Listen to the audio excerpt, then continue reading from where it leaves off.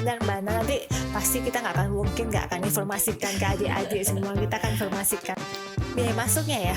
Biaya masuk berarti biaya pendaftaran dong. Biaya masuk dan UKT. UKT. Ya kalau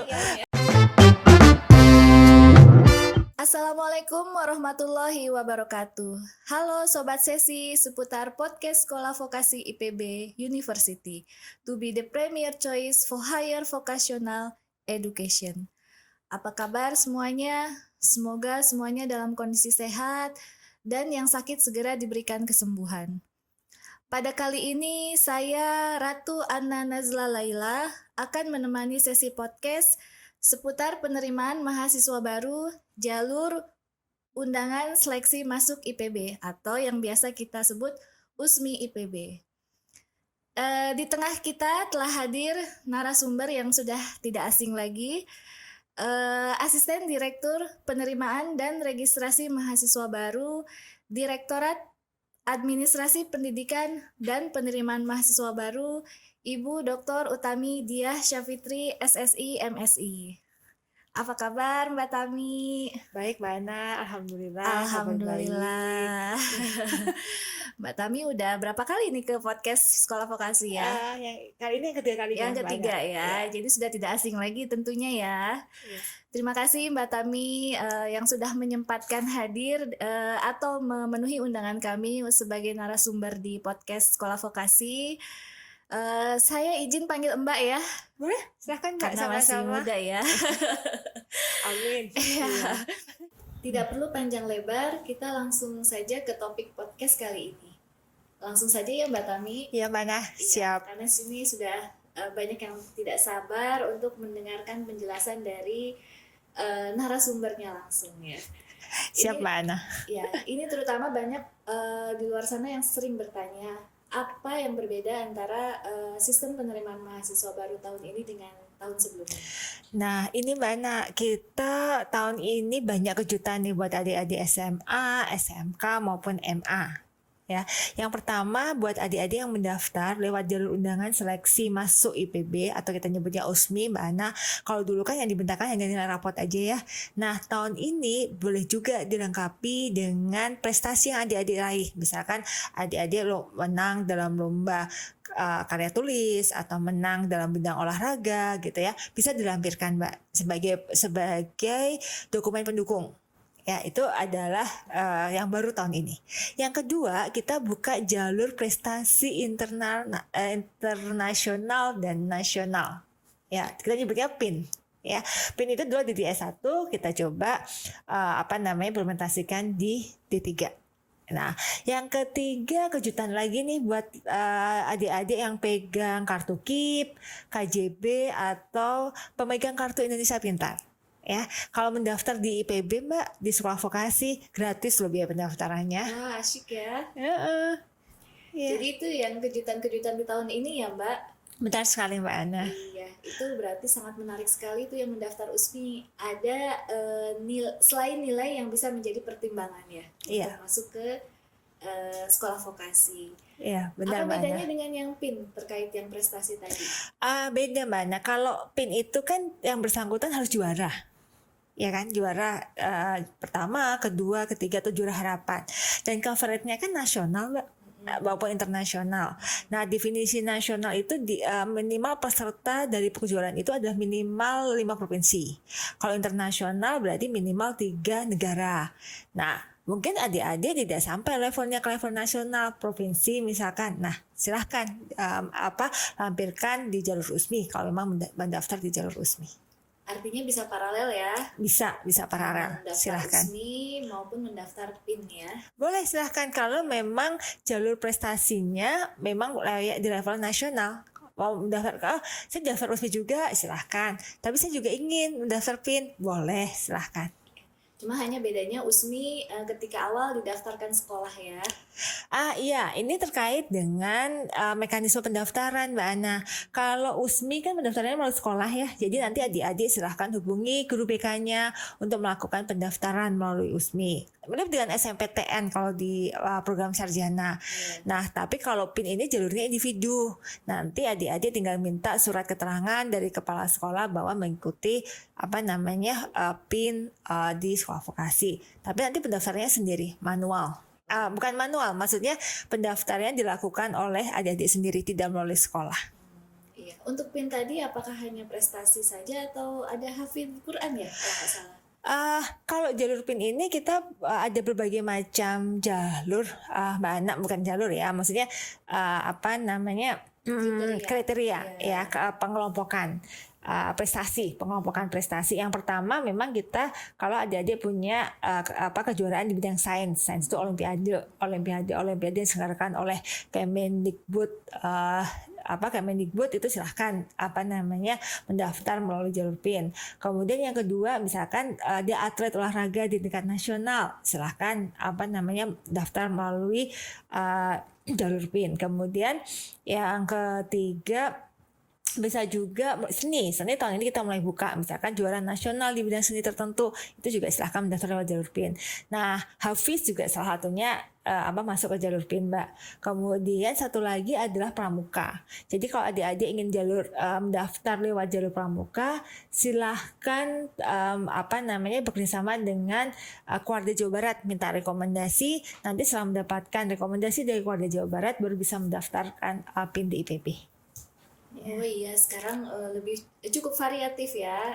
Di dalam benar. PIN itu sendiri pun ada beberapa pengelompokan ya, dari jalur yang tadi prestasi nasional maupun internasional, ataupun ataupun internasional. Kemudian ada hafidz, ada seni. Nah itu cukup menarik ya, Mbak. Iya, benar, Mbak Ana. Iya. Itu untuk hafidz itu ada minimal berapa juz? Kami sebenarnya tidak mematok minimal berapa juz, Mbak. Nanti lihat dari pendaftar saja. Tapi yang jelas di samping hafalan Qurannya kita juga mempertimbangkan prestasi akademik, yang karena sebenarnya jalur USMI atau jalur PIN adalah dari seleksi berdasarkan rapot. Iya. Nah itu adik-adik, Mbak Tami ini memberikan informasi yang sangat jelas ya, bahwa ada beberapa alternatif untuk masuk ke sekolah vokasi IPB. Makasih Mbak Tami. Sama-sama Mbak Ana. Kemudian tadi kita sedikit membahas ya mengenai jalur yang tadi itu salah satu alternatif untuk masuk ke sekolah vokasi IPB. Selain USMI dan PIN, ada jalur lain nggak? Nah ini Mbak Ana, kalau di sekolah vokasi, program diploma sekolah vokasi itu kita ada 4 jalur sebenarnya adik-adik mau. Kalau berdasarkan rapot itu ada jalur USMI sama PIN, tapi kalau berdasarkan tes kita ada namanya ujian tulis masuk IPB berbasis komputer yang biasa kita singkat dengan UTMBK. Nah UTMBK itu tahun ini berganti nama nih Mbak Ana. Itu salah satu kebaruan juga sih sebenarnya. Tahun ini berganti nama menjadi seleksi masuk IPB atau kita nyebutnya adalah SMIPB. Itu ada jalur tesnya. Tapi mungkin bagi adik-adik yang ada perusahaan yang berkenan untuk memberikan beasiswa, itu kita sebut dengan jalur kerjasama atau beasiswa utusan daerah. Jadi ada 4 jalur Mbak kalau sekarang. Itu terkait yang UTMBK yang sekarang berganti nama dengan SMIPB, itu mungkin nanti kita juga ada podcast tersendiri terkait teknis atau mekanisme mendaftarnya, karena ini cukup menarik ya, karena biasanya kalau yang tidak lolos USMI ataupun yang masuk USMI ternyata program studinya kurang berminat, itu bisa mencoba kembali di UTMBK dulu, sekarang SMIPB ya. Iya, benar Mbak Ana. Nah, terkait dengan periode Mbak Tami, kita sudah tahu semua ya kalau USMI sudah dibuka ya sejak Januari. Nah ini sampai kapan Mbak Tami? Nah ini USMI sampai 8 April Mbak Ana. 8 April, jadi pas setelah pengumuman SMPTN ya tanggal 29 April. Tapi lebih baik kalau adik-adik mendaftar USMI itu dari sekarang nih Mbak Ana. Takutnya kalau menunggu SMPTN dulu nanti kejar-kejaran dengan semuanya. Jadi banyak takutnya sistemnya ada sesuatu masalah di sistem atau ada suatu masalah di pendaftaran gitu ya. Jadi mungkin ada baiknya sekarang adik-adik udah mulai mendaftar Mbak Ana. Iya. Ya. Karena memang biasanya kalau di akhir itu ada saja masalah ya. Iya. Tapi mudah-mudahan tidak ada masalah. Iya. Tapi untuk antisipasi itu mungkin adik-adik bisa mendaftar dari sekarang, jangan menunggu nanti-nanti ya. Ya, benar Mbak Ana. Baik, kemudian terkait dengan syarat ya, syarat mendaftar USMI itu apa saja Mbak? Nah, persyaratan untuk mendaftar USMI sebenarnya kita hanya berdasarkan nilai rapot saja, Mbak. Jadi nanti silakan hubungi guru BK untuk mendaftar melalui USMI. Kemudian guru BK akan memasukkan nilai rapot. Kemudian adik-adik mendapatkan nomor pendaftaran dari jika bukan pemegang KIPKA ya berarti membayarkan biaya pendaftaran, tapi kalau KIPKA bisa langsung login dan persyaratannya cukup singkat kok Mbak, hanya nilai rapot selama 5 semester.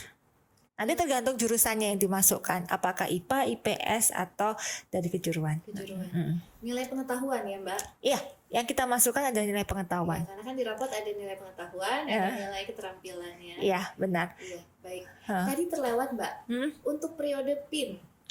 Iya. Ini hanya bahas USMI ya. Untuk PIN-nya periodenya ini ditutup kapan? Ini juga sudah dibuka ya Mbak? Iya, PIN ini kita buka barengan dengan S1, jadi mulai pertanggal 1 Februari kemarin. Kemudian kita tutup 31 Maret, Mbak. Oh, tidak jauh dengan USMI ya? Iya, tidak jauh dengan USMI, tapi lebih duluan PIN kita tutupnya. Karena harapannya, karena sama-sama kita umumkan itu di bulan April. Jadi adik-adik itu kalau daftar USMI lebih cepat atau daftar PIN lebih cepat, nanti pengumumannya juga lebih cepat tahu apakah diterima atau tidak, sehingga nanti bisa ngambil strategi kedepannya seperti apa. Oh iya baik. Itu juga sama ya syaratnya ya. Tadi sudah sedikit disinggung ya, syaratnya melampirkan prestasi-prestasi nasional ataupun internasional. Kemudian tadi alternatifnya juga hafidz Quran atau punya prestasi seni ya. Itu syaratnya ya. Pengelompokannya. Iya. Artinya punya dokumennya juga kan untuk di-upload sebagai syarat kelengkapannya. Oh iya, benar. Kami memang nanti akan ada pilihan tergantung dari kelompoknya. Kalau misalkan dia akademik gitu ya, olimpiade, di samping nilai rapot kita juga mintakan sertifikatnya. Kalau untuk hafiz kita minta di samping nilai rapot kita mintakan juga sertifikatnya, sertifikat hafiznya. Ya, ini untuk lulusan tahun ini atau bisa tahun sebelumnya? Nah, kalau USMI dan PIN ini hanya untuk tahun ini, Mbak, yang lulus tahun 2022. Yang akan lulus tahun 2022. Jadi nggak bisa yang lulus tahun lalu, gagal tidak masuk, mencoba kembali, itu nggak bisa 2 jalur itu? Kalau USMI atau PIN tidak bisa Mbak Ana, tapi mungkin bisa dicoba lewat jalur UTMB. SMIPB. Sorry, aduh masih nama baru SMIPB. SMIPB. Ya. Oh, kalau SMIPB itu bisa 3 tahun terakhir. Iya, benar, 3 tahun terakhir. Iya. Baik. Kemudian begini Mbak, ini lumayan banyak yang menanyakan sekolah-sekolah ya terutama karena ada beberapa yang mungkin sebenarnya rutin kita undang, ada yang baru ataupun ingin diundang oleh sekolah vokasi. Ini bagaimana caranya sekolah supaya dapat undangan USMI? Ya, ini memang sering banget Mbak ditanyakan Bu, saya belum pernah nih punya undangan USMI, tapi kapan saya bisa mendapatkan undangan dari untuk masuk USMI? Bisa aja Mbak sebenarnya. Jadi nanti tinggal silahkan kirimkan email ke PMBSV ya, kalau nggak salah, ke pmbsv@apps.ipb.ac.id, sebutkan NPSN, nama sekolah dan alamat sekolah serta alamat email yang digunakan. Nah, alamat email yang kita gunakan itu adalah alamat email sekolah, Mbak. Bukan alamat email guru BK. Email official. Ya, kita gunakan adalah email resmi sekolah. Nah, kemudian dilampirkan dengan surat permohonan dari kepala sekolah untuk mengikuti undangan USMI. Nanti itu dilampirkan, kemudian nanti silahkan email ke ke pmbsv@apps.ipb.ac.id. Jangan lupa juga mencantumkan NPSN ya. Iya, benar. Karena nanti NPSN itu penting sekali untuk melakukan pendaftaran USMI. Iya, baik. Dan tahun ini kita paperless ya. Iya, benar Mbak Ana. Jadi ini juga ada pertanyaan nih soal, Ibu tahun lalu biasanya saya dapat undangan kok tahun ini belum gitu ya. Jadi memang untuk sekolah-sekolah yang sudah pernah mendaftarkan siswa-siswinya ke USMI IPB, kita nggak kirimkan suratnya by post, tapi kita kirimkan by ekspedisi, tapi kita kirimkan via email. Jadi mohon Bapak Ibu guru BK bisa menanyakan ke ke email officialnya sekolah apakah ada undangan dari IPB mengenai USMI. Tapi bagi sekolah kita hanya mengirimkan bagi sekolah-sekolah yang belum pernah mendaftarkan USMI yang ada dalam database kita. Ya, benar Mbak Ana. Iya. Jadi kalau sekolah yang melapor ke kita merasa tidak dapat undangan itu minta bantuan pihak sekolah mengecek dulu ya emailnya karena memang mulai tahun ini kita tidak menggunakan ekspedisi untuk mengirimkan undangan, tetapi melalui email. Iya, benar Mbak Ana. Iya. Baik Mbak, kemudian terkait dengan program studi yang bisa dipilih nih oleh jurusannya IPA, IPS ataupun SMK yang kejuruan itu setiap program studi berbeda-berbeda ya syaratnya. Iya.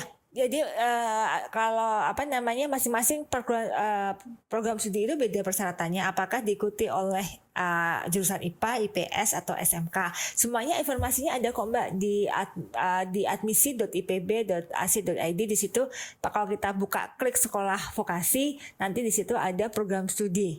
Nah di dalam program studi itu nanti ada informasi mengenai program studi ini persyaratan jurusannya apa, apakah IPA atau IPS. Jadi nanti kalau adik-adik daftar gitu ya, loh kok saya nggak ada nih pilihan jurusannya, jangan-jangan memang jurusannya tidak eligible untuk masuk ke program studi tertentu. Jadi mohon banget sebelum adik-adik atau Bapak Ibu guru mendaftarkan siswa-siswinya, cek kembali persyaratan dari masing-masing program studinya.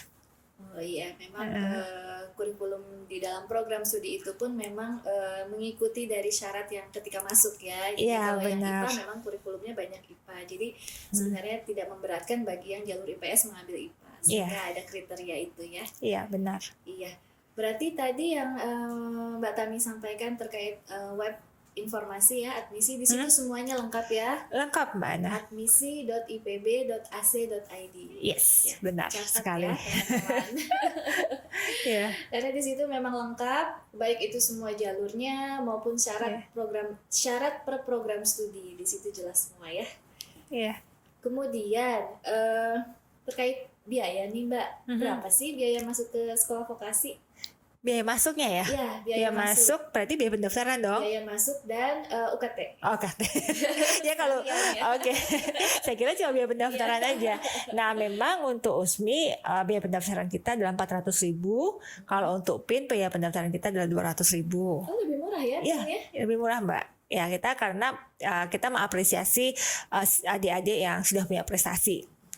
Nah kemudian kalau ditanyakan UKT ini seringkali UKT-nya berapa gitu. Nah untuk sampai saat ini kalau yang dari jalur USMI ataupun PIN itu UKT-nya flat yaitu 6 juta rupiah per semester. Ramah di kantong ya. Ramah di kantong. Tapi tentu saja kualitasnya tidak usah diragukan ya. Iya benar. Ya, itu, jangan ragu. Jangan ragu ya. Ya. Baik itu yang untuk jalur USMI ya, biaya UKT, kemudian yang PIN yang tadi 6 juta juga UKT-nya, seleksinya tapi lebih murah ya 200.000. Nah untuk yang SMIPB. Nah, SMIPB kita biaya pendaftarannya 400.000. Sama ya? Sama ya. Sama. Enggak Mbak, SMIPB itu, sorry saya baru ingat. SMIPB itu kan kita ada dua jalur tuh, dua metode. Jadi ada yang jalur tes, ada yang menggunakan skor UTBK. Oh, nah itu skor ya sekarang ya. Iya. Jadi yang menggunakan skor UTBK itu nanti tahun lalu juga ada skor ya? Iya, kita sudah pakai skor UTBK itu dari 2 tahun yang lalu. Jadi kalau tes ikut tesnya kita bayarnya 400.000, tapi kalau saya udah ikut UTBK kok, saya boleh nggak ya saya pakai skor UTBK saya, itu bayarnya 300.000. Iya Iya. Jadi UTMBK atau SMIPB juga sekarang kembali menjadi dua cara ya, Iya. dua metode, baik itu ikut tes ataupun skor ya. Iya, benar. Ya, kalau untuk skor itu harus tahun ini ya. Iya, jadi adik-adik bisa menggunakan untuk SMIPB, adik-adik bisa ikut jalur SMIPB kalau menggunakan skor UTBK, tapi adik-adik harus ikut dulu UTBK tahun 2022. Iya. Mungkin itu sesi khusus saja ya Mbak terkait SMIPB ya. Siap. Supaya Iya. adik-adik di luar sana mengikuti tayangan podcast kita. Iya. Sekarang khusus untuk USMI dan PIN ya. Siap, Mbak. Nah, kemudian untuk yang tadi KIPKA ya, artinya kan sekarang ada perubahan di mana yang pelamar KIPKA tidak perlu membayar ya. Nah, itu apakah dengan mencantumkan nomor pendaftaran saja atau harus melampirkan sesuatu?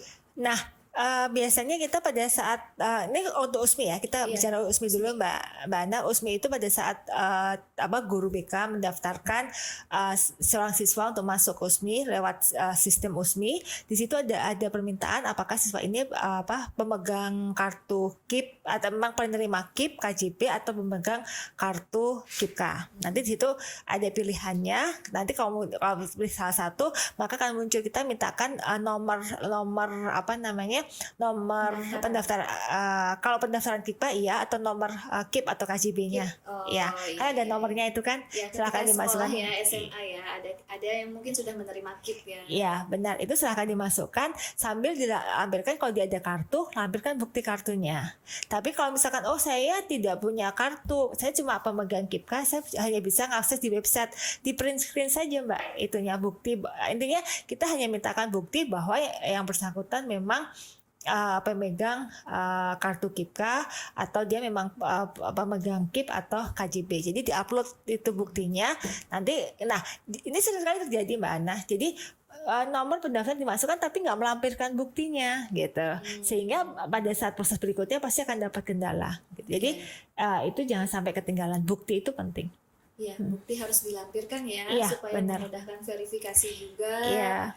Sehingga tim PMB bisa langsung memproses dari lamaran yang bersangkutan. Iya, benar. Ya.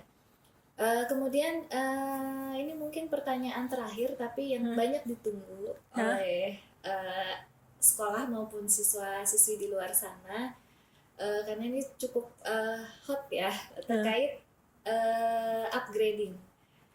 Iya, itu banyak banget Mbak Ana, dimanapun kita sosialisasi selalu ditanyakan itu.